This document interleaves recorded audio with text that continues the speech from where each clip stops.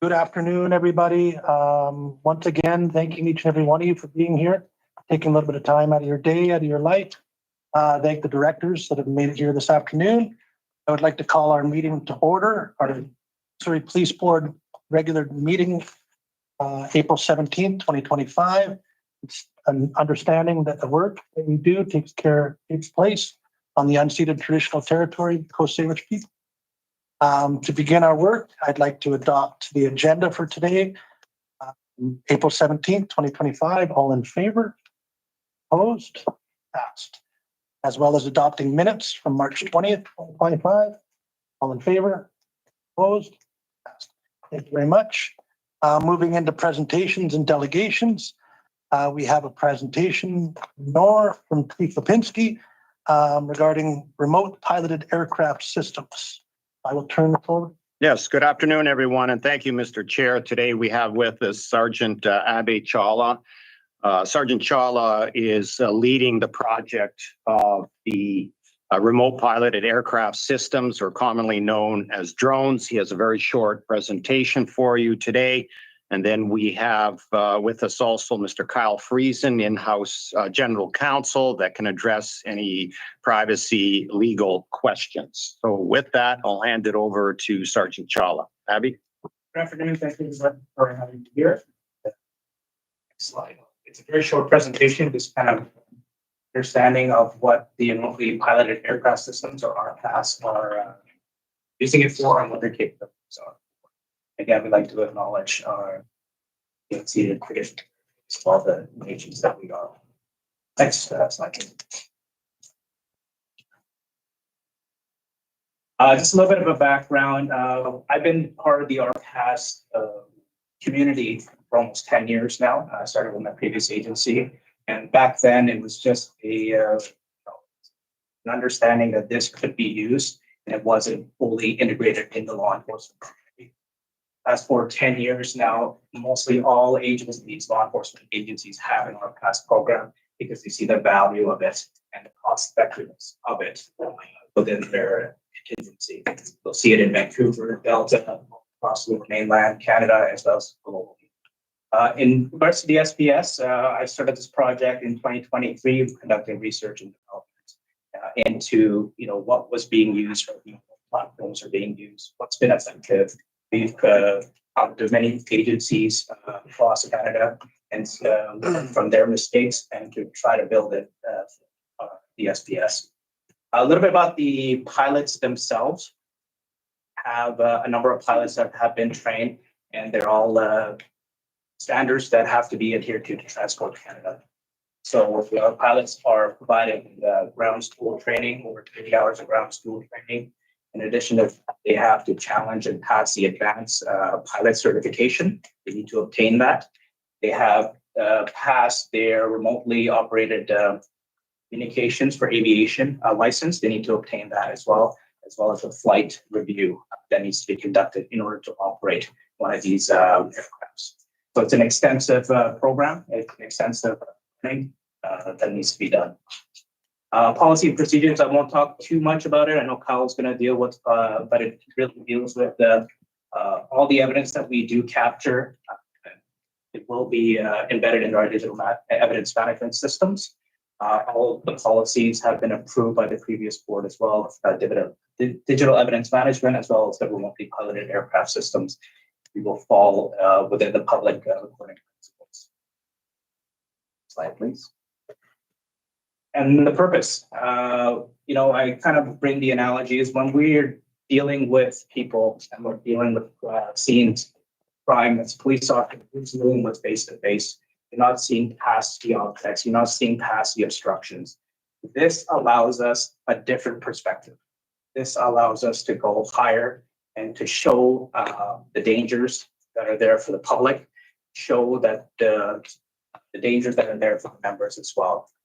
We've used it, I've used it for missing persons. We had a call probably 2 weeks ago. We could have used it for a missing 6-year-old, which would have been advantageous to have it up in the air, to looking for that, closing descriptions.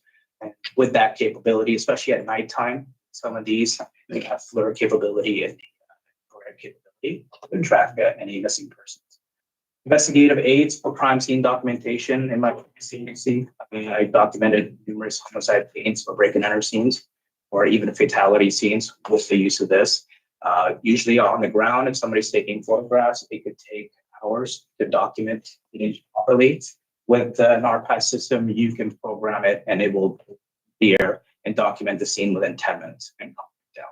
So it increases the efficiency, it reduces road time closures for the city. Again, critical incidents, when you have a barricaded suspect or an active threat situation, you have a different perspective for that RPAS unit to go over top and to see it, and keeping our members out of danger, out of risk. And we can relay that information directly to the members and provide an effective solution to resolving that. Again, mass casualty events, earthquakes, if we have a building that's collapsed, Delta, they have dikes that sometimes overflow. We can use this to monitor the water levels. We can use it to go over top of buildings that have collapsed and document that perspective that you would not be able to do from month to month. Search and rescue, very effective in search and rescue. I've liaised on with the Whitlam Search and Rescue. I've done it and assisting in finding lost hikers. And again, you can communicate that with other helicopters or other resources as well, and do a tandem and be effective to cover more ground and get into areas where the helicopter can't get into.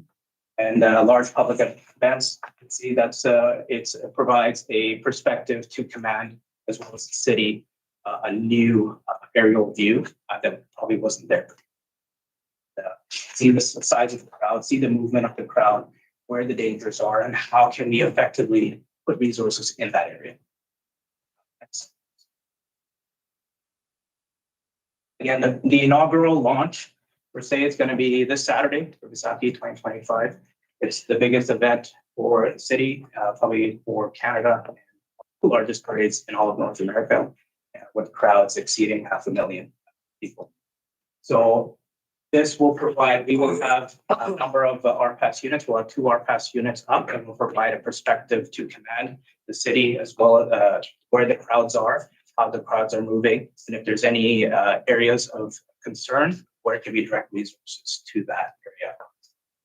Again, it provides a bird's eye view of the parade and provides traffic management safety. As far as I know, this has never been done in previous Vaisakhi parades in Surrey, so this will be the first time we'll have that perspective.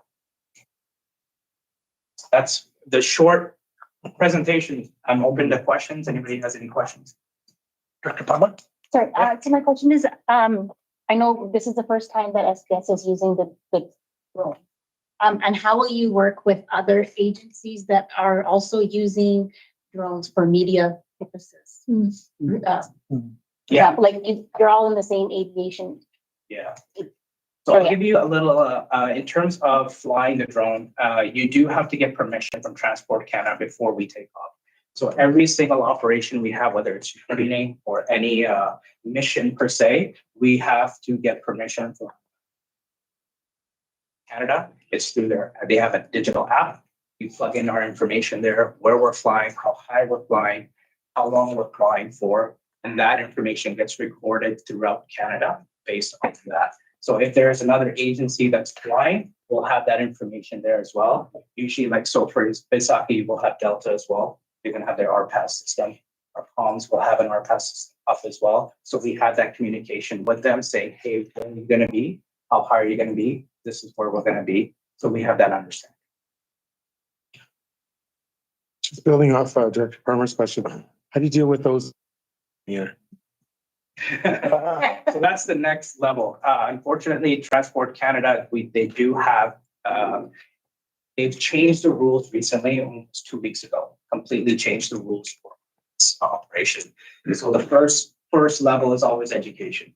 A lot of the members of the public do not understand the rules, and it's really, and providing them that what are the rules are, these are the consequences, and so forth. If continually you have the same person doing what they're doing, Transport Canada has tickets. that can be issued, and I think they're upwards of almost $3,000 in fines. And a lot of these investigations can be passed on to Transport Canada, and they can do their own investigations as well. Any aircraft, any RPAS system that is purchased that is over 249 grams, as per Transport Canada regulations, has to be registered with them, and they gave a registration number. So if you do have that information, if they're doing legally, you will have that information based on the registration number, what belongs to, where they live. Pharma? And you have the average person who's going to the parade, brings their, backyard drone with them. There's obviously no regulation for that person, I'm guessing. So there is now. Oh, okay. So 2 weeks ago, Okay. roughly 2 weeks ago. I don't know the average. Yeah. So normally, the one on the right-hand side, I'll bring it up here. This is a 249 gram That's the one I was thinking of. one. So people can buy this at their local Best Buy, and it falls below mainly all regulation. You don't need a license. You don't need anything to fly this. However, if you're flying within an advertised event, which is Vaisakhi, you have to get a special flight operator certificate, which is an SFOC from Transport Canada to legally fly this. So that was changed Even that one. even now. Now, 2 weeks ago, that was changed. Beforehand, it was legal to fly it over any advertised event. Now it's changed where you cannot fly this over an advertised event without an SFOC. So will SPS be asked to help Transport Canada, lack of a better word, police the use of these drones? I think our members are going to be educated on these are not allowed, Yeah. and they'll have to speak to the operators to bring it down. I believe that communication has already been sent out to the community that do not bring this to the event. And it's really more of an education piece at this point because the laws have changed so quickly and so recently. It's education.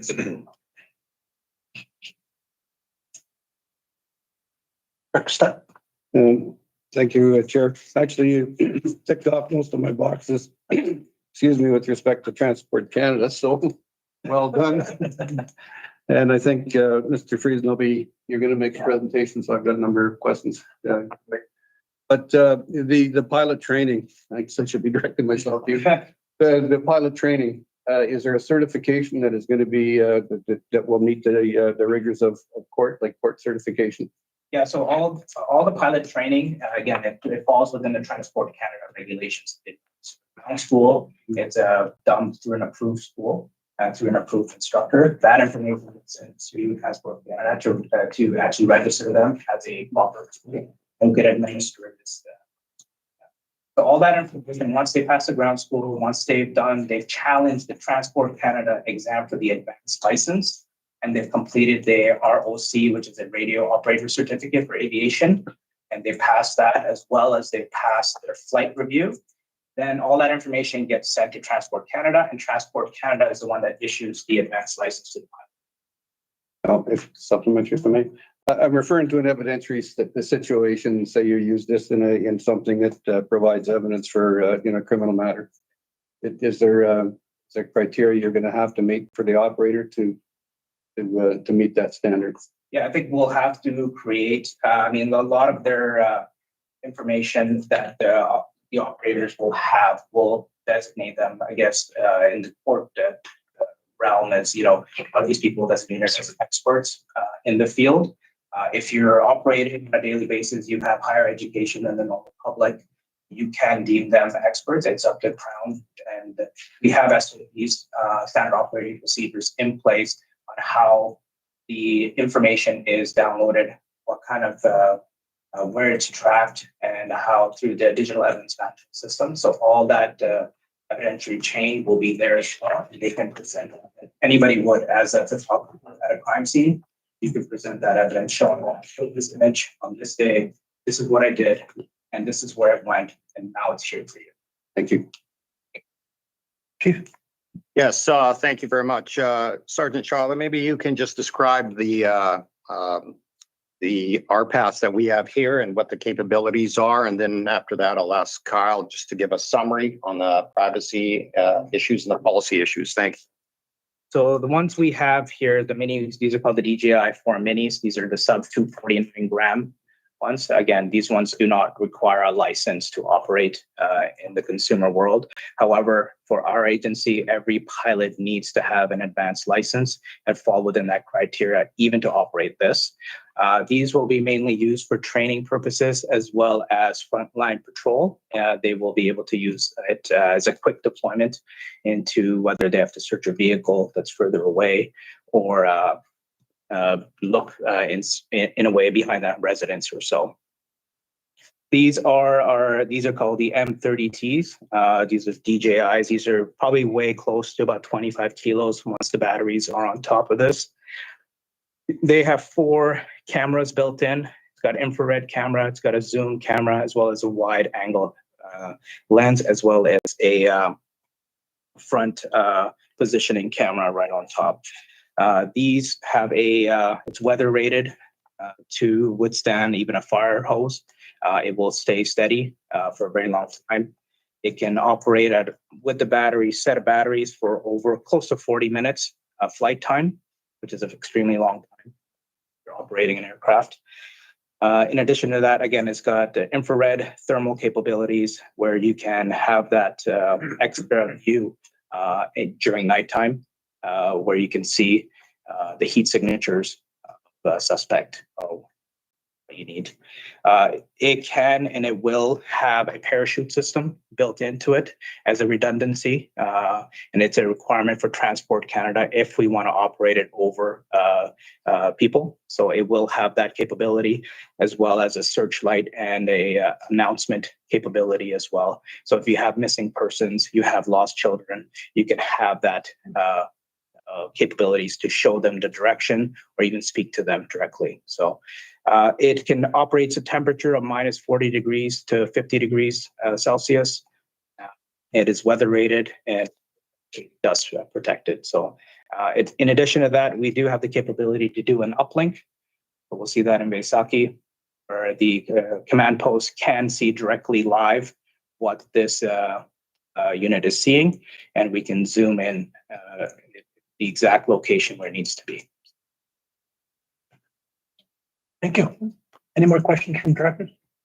I just we're thinking perhaps, Chair, if Sergeant Chawla could also maybe, I've got to assume that there's some element of safety for officers as well that you may want to remark on, but in certain situations, the capability of the camera probably provides an additional band of safety for people. Yeah, no, that's a great point. Thank you for that. It's the capable, with the regulations with Transport Canada, we can fly this up to 400 feet high.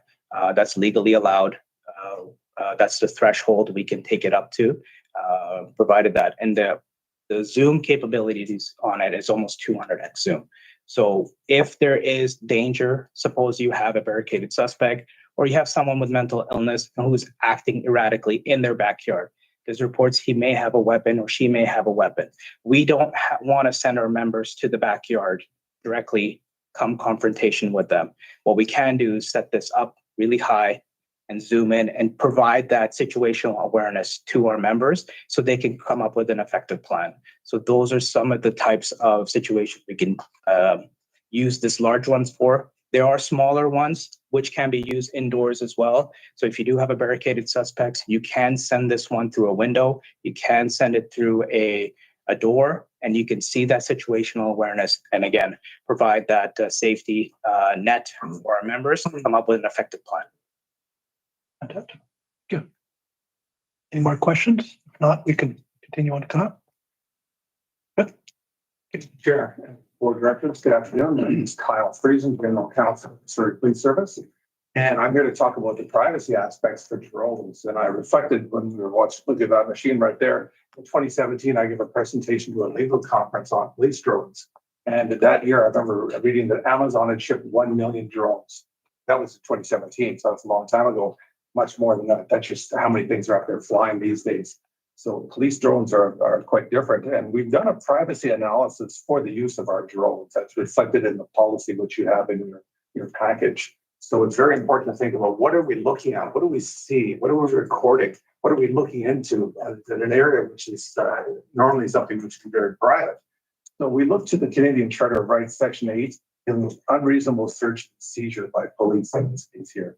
So is there what we call an REP, a reasonable expectation of privacy, an REP? And if there's a reasonable expectation of privacy, why are we looking into that and what authority do we have for it? So you have to look at where out in the world outside, could be a residence, could be a building, where is there an expectation of privacy where we have to take things when we're using a drone to look at something, we got to close for even far back for situational awareness. So inside your residence or your hotel room, yes, very high expectation of privacy. That would include flying a drone up to a window and looking in.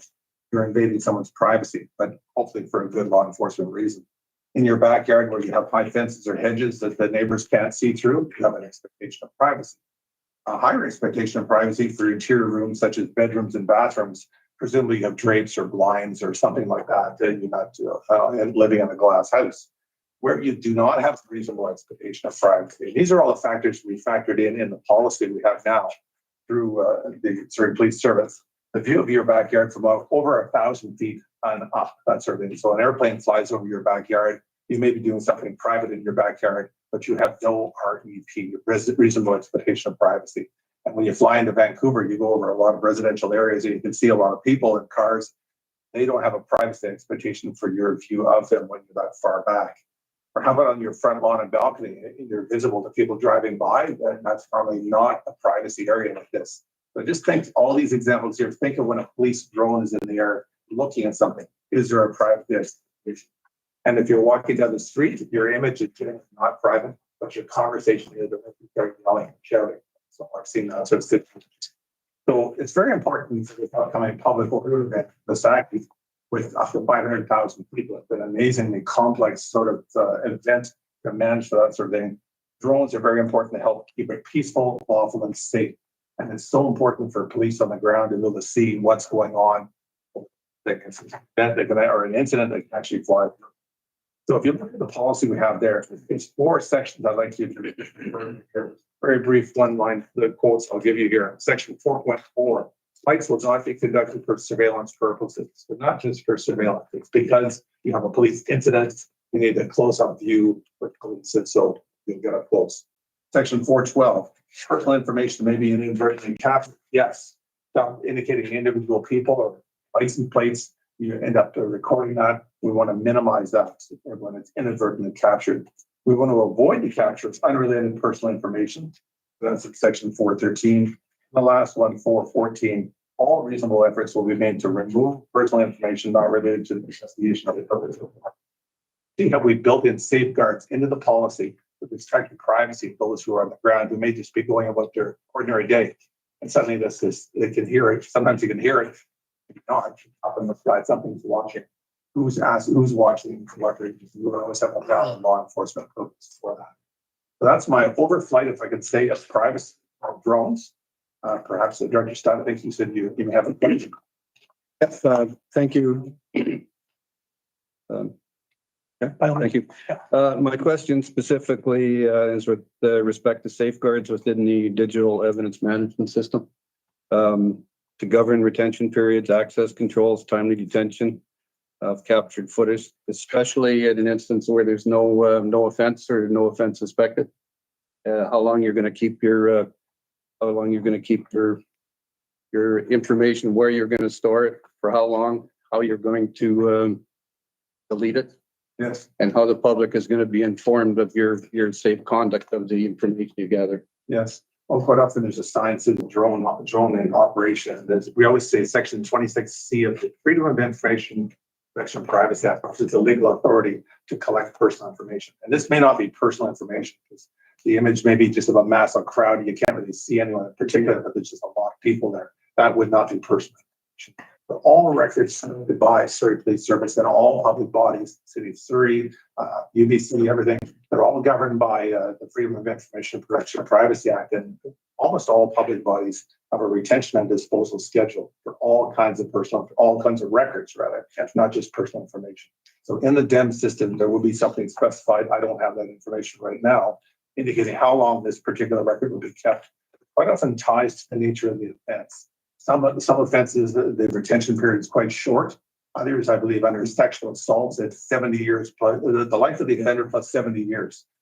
In other words, a very long time. Oh, and I understand that, and specifically, where no offense is suspected. Then there'd be a routine. Yeah, Just routine. that would be specified in the retention disposal schedule. Almost like blank air collected on a typically shut in there, so it would not be retained law. Thank you. More questions from directors? Oh, Director Allen, my apologies. Hi, thank you for the presentation. I just had a quick question about, is audio footage also collected along with visual? And that, yes, and maybe that's a question for you. There is an audio feed. Yeah, there is an audio feed, but usually you're flying at 400 feet, Mm. picking up any audios, motors. Even the Zoom capabilities will not pick up the audio in somebody 400 feet away. It's only if it's a direct contact with the camera system itself, then you'll have that audio feature.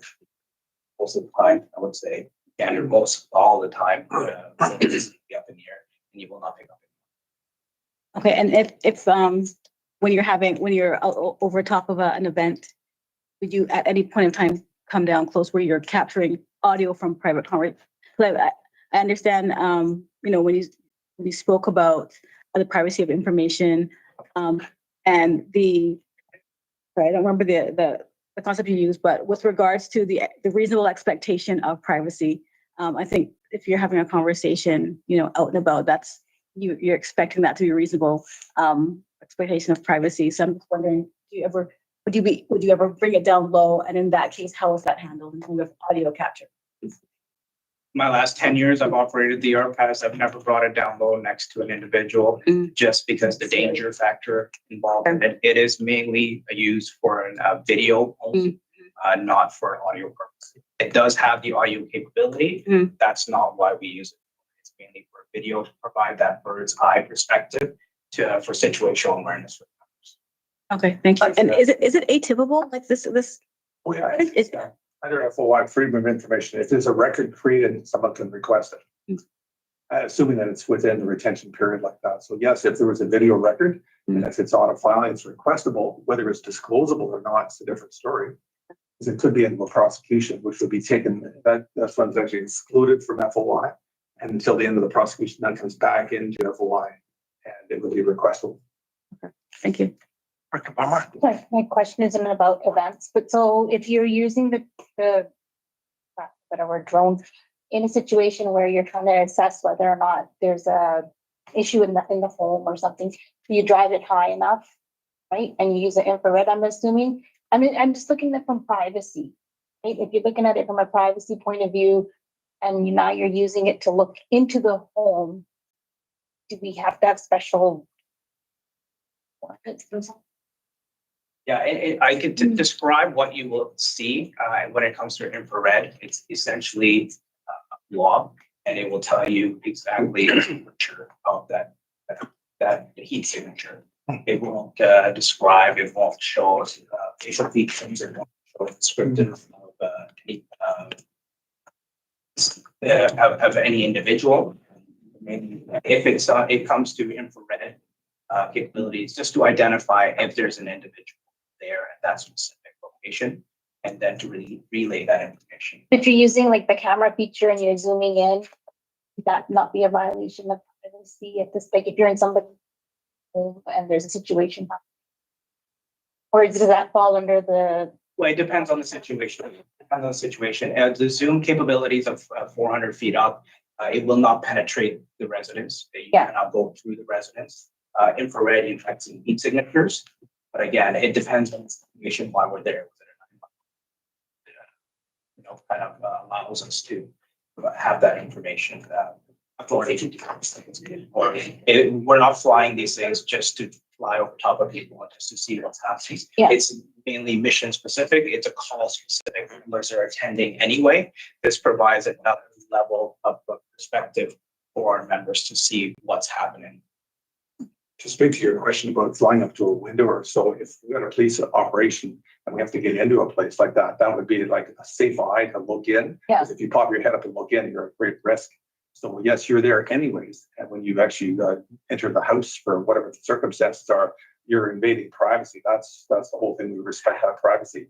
The old case from 1604, a man's home is his castle, still applies. Thank you, Director Stutt, and then Chief. Just following up on Director Allen's question with respect to audio versus video. There is a different expectation of privacy, I would suspect on that. The retention period would be different. It could be, but it's likely tied to the offense if it's offense. If the offense. So suppose there's someone who's an active shooter in the backyard and you're close enough where you can actually speak. You might be listening for the response back as you physically, you as a body are further back for safety like that. There'd be an audio record, there'd be a video record. It could be infrared at night, that sort of thing. And those are all records. Presumably those, you wouldn't distinguish between those two in terms of how long you've retained tied to the offense. Would there be a difference on how you presented them in an evidentiary side? You probably present them at the same time in court like this. After you certainly certify yourself in the court as an expert operator for this and explain how we came to have this recording. Then in court, you'd play the video with the audio if the audio is relevant. Keep in mind, these things make a bit of noise, so you don't hear whispering. It's not something where you can fly behind someone and surreptitiously listen to what they're talking about. We had to get close to someone to actually hear what they're saying. There's different techniques, but it's not true. Thank you.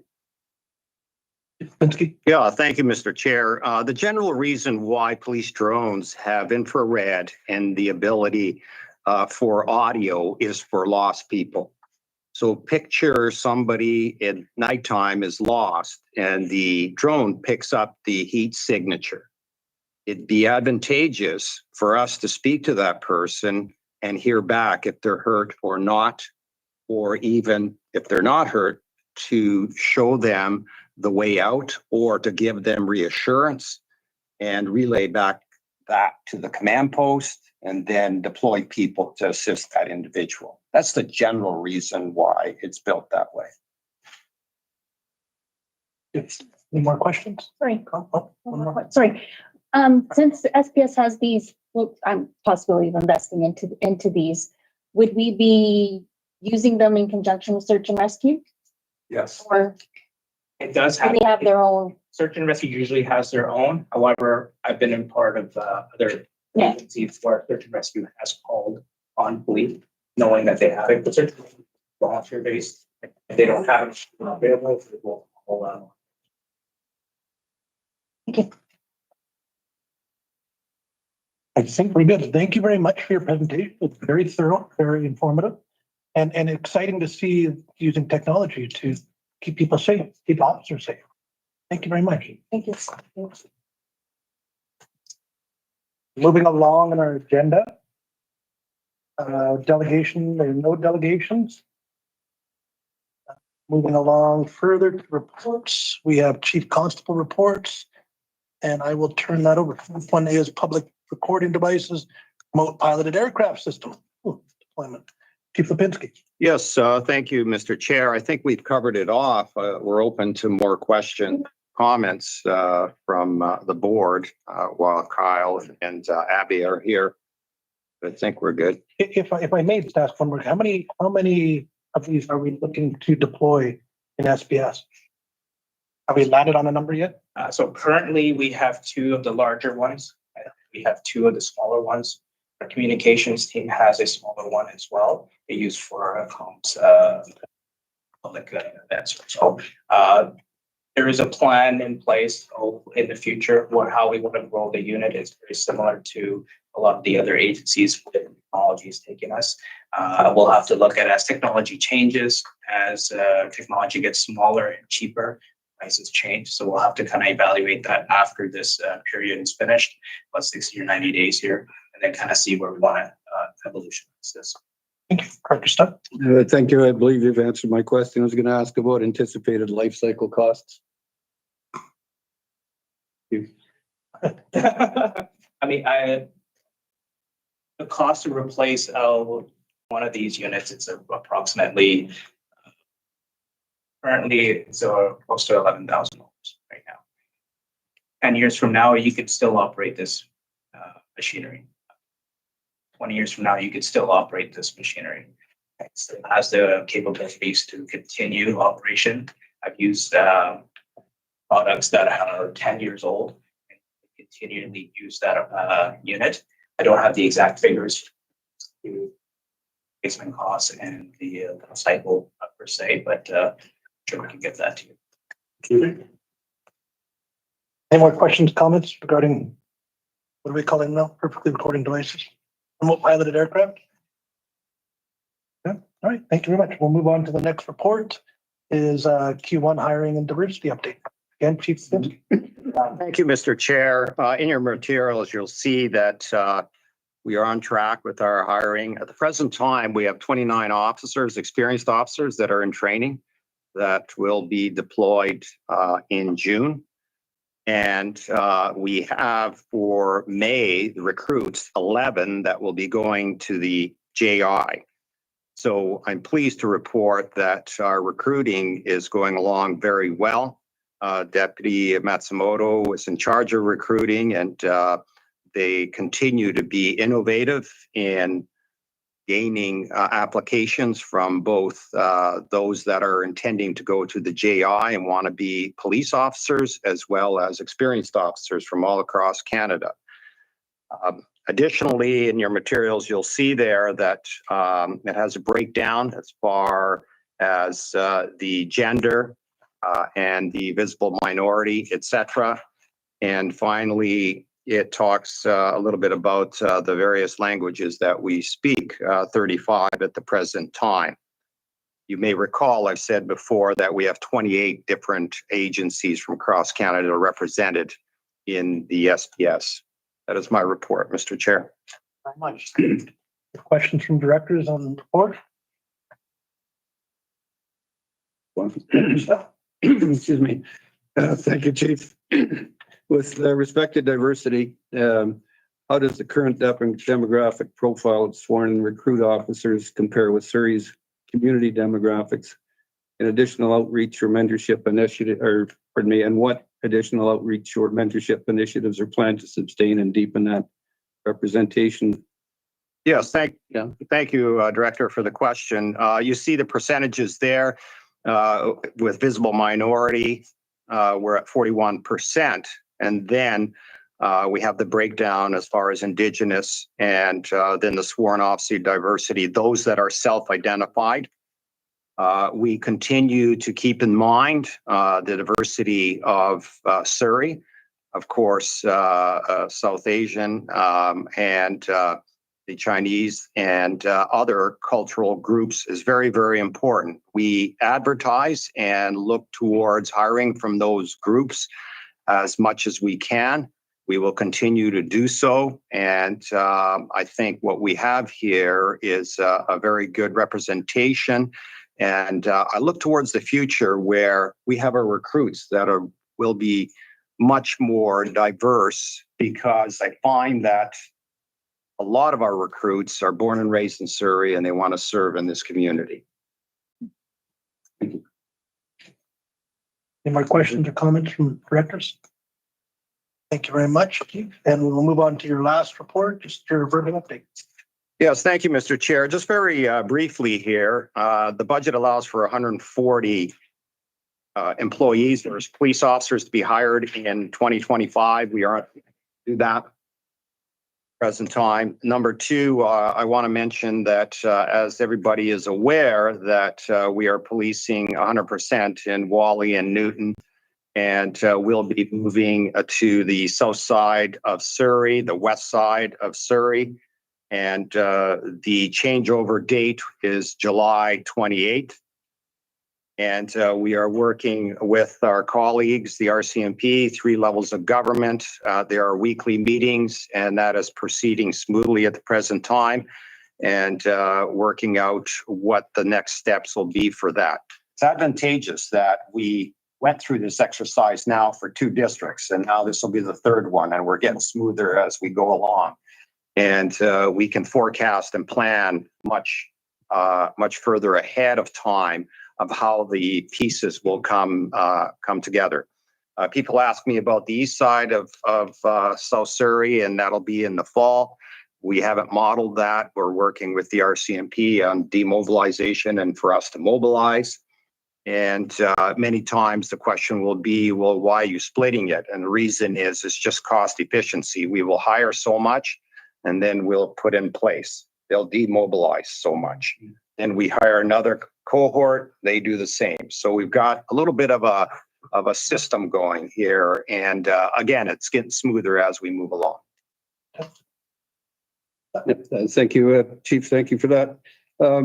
Just a question of curiosity more than anything. I appreciate that South Surrey is a very large area, and it's probably going to present some issues of housing and travel from here to there. But my question is, why would you go from 1, 3, and 5 as opposed to filling in 2 first? Just a curiosity question. It would seem to me it's in the middle of the 2 you already occupy. Yes, very good question. So initially, it was probably about 9 months ago when we sat down with the RCMP and deciding how we're going to do this. And we both agreed we should divide the workload. And so Wally and Newton, compared to the rest of the city, that's half the workload. And so that's how it came to be with Wally and Newton. And then just through discussion, what would be the best or the easiest to take next that would satisfy their requirements for demobilization, our requirements for mobilization. And it just came out organically as a result of that conversation that it seemed that it would be best to go on the left side of Surrey, down to the bottom, and then up to the right side of Surrey. It was just agreed upon. There was no real formula or magic to it, but we just felt that would be the best way to go. All parties agreed. We started to put the plans in place for that. Thank you. Questions or comments from directors? Just one, and it actually goes back to Director Stutt's question on the previous report. I just thought I was a little slow off the mark and I would have jumped in sooner. But there is a provincial policing standard 6.1.2 sub 3, which actually gets at some of what Director Stutt was asking about. I think in essence, what that is about making sure that the board is informed of the demographic of the community. And then we had the report on the demography of the department. So I just wanted to raise that as something that we can put on a bring forward for a future meeting to get a more full report. And I just wanted to address that issue because that way then we can connect the dots between what's the internal workforce and what is required by the provincial standard. Very much. I believe we need to make a motion just to accept Chief's reports as accepted. All in favor? Opposed? Passed. Thank you very much. Moving along, we are moving into the interim executive director report. Turn forward, Chief. So briefly, in your package, you'll see our briefing note of the board report, just summarizing section 28 of the Police Act. And there was a meeting recently. This section's been around for a while, and I think it's been one that has been useful to police boards and departments for some time. So there was a meeting recently after the assistant deputy minister and director of police services wrote and said, for clarification purposes, what has been done traditionally, boards and departments, is that filing the police policy manuals isn't what they're looking for. They're actually looking for the section's directed at boards. It asks for boards to put forward what they call rules. I think that was part of the confusion. What are the rule? And I would say, in essence, it's like up the bylaws. It's what are your bylaws? So you have a procedural bylaw in your governance manual. So one thing to file would be your governance manual. And the question is there anything else that's required by boards to be in compliance with the Act? In the simplest terms, it could be, if you look at the provision that's in the appendix and that follows section 28, requires the police board to make bylaws consistent with the director standards, or respecting things like the standards, guidelines, and policies for the administration of the municipal police department and others. And by that, I think it's generally accepted that it would be a direction to the chief that he has policies, guidelines, and standards for the department. That simple act would itself be the simplest of compliance. What I was proposing in the report and for decision would be to refer this to the governance committee to clarify whether there's other gaps. So I think the simplest compliance would be to pass a resolution that almost repeats the language of section 28 and directs that to the chief, and you will have checked off the box for technical purposes. But perhaps the governance committee would look at, are there specific areas where, particularly on administrative policies, you would want certain things to be monitored and brought forward for reporting purposes on an annual or a quarterly basis? I think currently the practice is to have finance reports done on a quarterly basis or a monthly basis, but you can actually provide a little more clarity and direction to the department.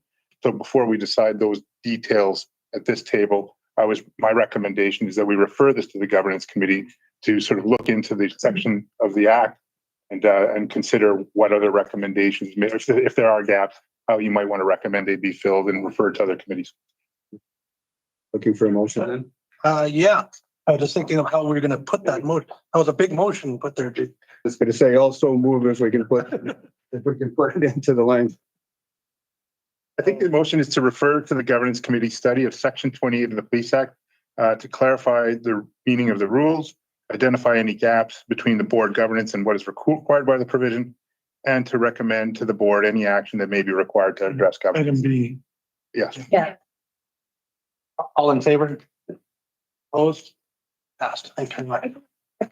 Sorry. On review of section 28, would the governance committee then assign certain parts to different committees? Is that part of the idea? What I was contemplating by B sub C is that they come back to the board, and I think the board would decide how to assign it. So they make recommendations. We see that this is a finance area where there's a gap. Perhaps finance should go take a look at how appropriately to fill that. We see a gap here. If I give an example, human resources on respectful workplace complaints, we would like to look into those. So those are examples where you would say we see a gap there and ask the respective committees to come back with recommendations. Thank you. Is that all you want for? That's all of my report. Thank you very much. Made the decision on that. Moving along in our agenda. Moving to E, there's no new information. F, there is correspondence. It's the same correspondence that was appendix 1 to the board report you just read. It was just to make sure that. Oh, my apologies. No, it's fine. It was the same. So do we need a motion to accept that letter from ADM Glenrose? Yes. Yes. All in favor to accept the letter as information? Thank you. Passed. Moving along to G, service of policy complaints. The service or policy complaints. Oh, Typo there. No, that's a typo. And that's just a report back to the board. There were decisions made in the last meeting on how to resolve or conclude the service or policy complaints that were brought at the last meeting. So these are just the correspondence, the letters that were sent to the complainants to just close off the matter and reporting that back to them. Any questions, or we want to put all three of them together? I think all three. I think all three. Do we have any questions or comments in regards to these respondents back to the? Is there a duplication in the? There were, just to clarify that, 2 and 3 were 2 complaints made about the same incident by 2 different individuals. Oh, okay. Oh, by 2 different individuals. So they were just considered, they were dealt with at the relatively same time. 2 separate reports were reported to the board, but they were mirrors of each other. Oh, okay. Thank you. Thank you. If we can accept these 3 letters as, we can just make a motion to accept these 3 letters. All in favor? Opposed? Thank you very much. Continuing on, we have to H, we have no new business. My apologies. When I began our meeting, I really wanted to thank the public that has made their way here this afternoon. I see we have a few people in our boardroom here today. And thank you. And I apologize, my deepest apologies. I was going to thank the public for being here. And again, I just really want to share that. But in that, this is the section of our board, of our agenda where we open the floor, if you will, to questions, and you'll navigate this from the public. If there's any questions from the public, either in person I don't know if there's any online, but if there's any online, there is a procedure that we can get questions directed to us from. If there's questions, sure. Oh, yes, actually, I do have a question. I came for a couple of reasons, basically just to congratulate the Surrey with getting our Surrey Police Service, and I'm optimistic of policing in Surrey. But I have perhaps a technical question. I'm wondering about if a provincial statute is not complied with, and if people are injured or killed, is something like this time barred, or could this be looked into anytime, perhaps decades later? Some actions are brought decades later. Specifically, what got my attention was the Workers' Compensation Act. There's a section in there mandating joint committee paid time leave for training for joint safety committees, management, as well as workers. I have some experience in this back in the day when I was a working stiff. Top steward, safety committee guy, locked horns with my union and my company. That being said, specifically, I guess, it's the Babine and Lakeland mill explosions. 4 men died, dozens badly injured, millions in property damage. I know it's a long time ago. Everybody seems to have moved on. But my question is, and I tried to get an answer years ago, was not able to get any answers from the previous jurisdiction. Did those mills comply with that section of the Workers' Compensation Act statute, not regulation, statute, mandating paid time leave for education leave? WorkSafe knew wood dust was explosive and was a problem. How did this information not get down to guys on the floor, or did it? Or was there bad faith involved? It was a question I asked, could you investigate? Should be fairly simple. Did they comply with that section of the Workers' Compensation? Seemed to me like a simple question. Yes or no? I would. I'll let Norm or Chief Lipinski answer the first part of the question, and then. Yeah, thank you very much, sir, for first of all, for attending and for your question. It's a little bit out of the realm of policing, but I'll tell you what, that we can have, I have my general counsel here, Kyle Friesen, and on the break there, perhaps you can get together with him, because there seems like there's some detail behind that we'll have to have more information before I've got some more information. Yeah, and so just in the interest of time here, if we can go offline on that, and Kyle, perhaps you can assist him on the break here, and he'll want a little bit more information from you, and then perhaps help you out there. Okay, thank you very much. You're welcome. Thank you very much. And I do truly appreciate that is our responsibility as directors of this board is to have the voice of the public. So I really am grateful to see the public here with us here today.